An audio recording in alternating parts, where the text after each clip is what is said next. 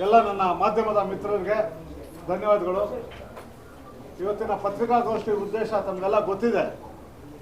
ನಾಳೆ ನಡೀತಕ್ಕಂಥ ಕರ್ನಾಟಕ ಬಂದ್, ಅದರ ಪೂರ್ವಭಾವಿಯಾಗಿ ಇವತ್ತು ನಿಮ್ಮ ಮುಂದೆ ಕೆಲವರ ಅನಿಸಿಕೆಗಳನ್ನ ಹಂಚಿಕೊಳ್ಳೋದಕ್ಕೆ, ನಾಳೆಯ ಬಂದ್ಗೆ ಬೆಂಬಲಿಸಿ ಆಟೋ ಚಾಲಕರ ಸಂಘದ ಮಂಜುನಾಥ್ ಅವರು, ರವಿ ಬೈಂದೂರು ಶೆಟ್ಟಿ ಅವರು, ಮುನಾವರ್ ಅವರು, ಗಿರೀಶ್ ಗೌಡರು, KR ಕುಮಾರ್, ಕನ್ನಡ ಸೇನೆ, ನಮ್ಮೆಲ್ಲರ ಒಕ್ಕೂಟದ ನಾಯಕರಾದಂಥ ಹಿರಿಯ ಹೋರಾಟಗಾರರಾದಂಥ ವಾಟಾಳ್ ನಾಗರಾಜ್ ಅವರು, ಡಾಕ್ಟರ್ ರಾಜ್ಕುಮಾರ್ ಅಭಿಮಾನಿಗಳ ಸಂಘದ ಅಧ್ಯಕ್ಷರಾದಂಥ ಸಾರಾ ಗೋವಿಂದ್ ಅವರು, ಹಾಗೆ ಹಿರಿಯ ಕನ್ನಡ ಪರ ಹೋರಾಟಗಾರರಂಥ ಪಾಲ್ನೇತ್ರ ಅವರು, ಇನ್ನೂ ಅನೇಕರು, ನಾರಾಯಣ ಸ್ವಾಮಿ, ಚಂದ್ರು, ಎಲ್ಲರೂ ಈ ಹೋರಾಟಕ್ಕೆ ಬೆಂಬಲವಾಗಿ ಪತ್ರಿಕಾಗೋಷ್ಠಿಗೆ ಬಂದಿದ್ದಾರೆ. ಉದ್ದೇಶ ಇಷ್ಟೇ, ನಾಳೆ ನಡೀತಕ್ಕಂಥ ಬಂದ್ ಕರ್ನಾಟಕದ ಹಿತಕ್ಕಾಗಿ.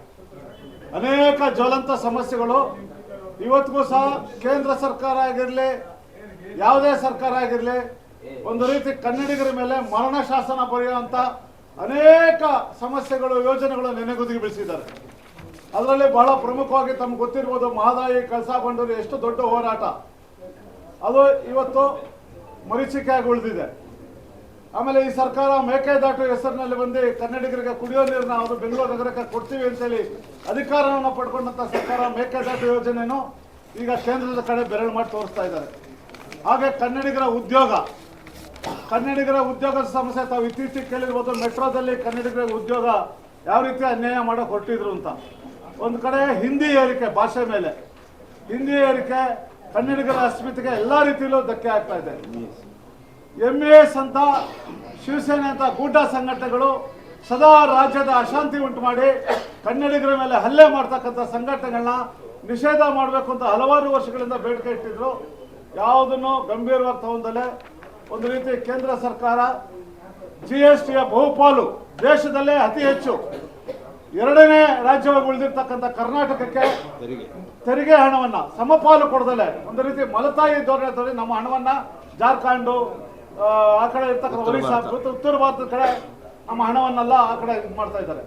ಇವೆಲ್ಲದಕ್ಕೂ ಒಂದು ಪರ್ಯಾಯ ಹೋರಾಟಗಳು ಬೇಕು ಅಂತ ಹೇಳಿದಾಗ ನಮ್ಮ ನಾಯಕರು ಒಟ್ಟಾರೆಯಾಗಿ ಅಖಂಡ ಕರ್ನಾಟಕದ ಹಿತಾಸಕ್ತಿಯಿಂದ ಒಂದು ಕರ್ನಾಟಕ ಬಂದ್ ಅಂದ್ರೆ ಕನ್ನಡಿಗರ ಅಸ್ಮಿತೆಗೆ ಕರೆದಿರ್ತಕ್ಕಂಥ ಬಂದ್. ಈ ಬಂದು ಯಾರು ಕನ್ನಡದ ಇಚ್ಛಾಶಕ್ತಿ ಇರ್ತಕ್ಕಂಥವ್ರು, ಪ್ರಾದೇಶಿಕ ಇಚ್ಛಾಶಕ್ತಿ ಇರ್ತಕ್ಕಂಥದ್ದು, ಯಾವುದೇ ವಲಯ ಆಗಿರಲಿ, ಮಾಧ್ಯಮ ವಲಯ ಆಗಿರಲಿ, ಶಿಕ್ಷಣ ವಲಯ ಆಗಿರಲಿ, ಇದು ಕನ್ನಡದ ಅಸ್ಮಿತೆ. ಶಿಕ್ಷಣದಲ್ಲೂ ಕನ್ನಡವನ್ನು ಕೊಂದಾಕಿದ್ದಾರೆ, ಅದು ಗೊತ್ತಿದೆ. ಇವತ್ತು ಶಿಕ್ಷಣದಲ್ಲಿ ಕನ್ನಡ ಯಾವ ಸ್ಥಿತಿಯಲ್ಲಿದೆ ಅಂತ. ಇವೆಲ್ಲ ವಿಷಯವಾಗಿ ಕನ್ನಡಿಗರು ಈ ಹೋರಾಟಕ್ಕೆ ಬೆಂಬಲ ಕೊಡಬೇಕು ಅಂತ.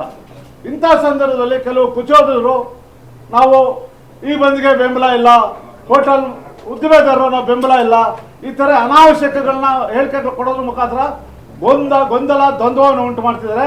ಇಡೀ ಸಮೂಹ, ಸಾವಿರಾರು ಸಂಘಟನೆಗಳು ಇವತ್ತು ಕರ್ನಾಟಕ ಬಂದ್ಗೆ ಬೆಂಬಲ ಕೊಡೋದ್ರ ಮುಖಾಂತರ ತಮ್ಮ ಶಕ್ತಿಯನ್ನ ತೋರಿಸಿದ್ದಾರೆ.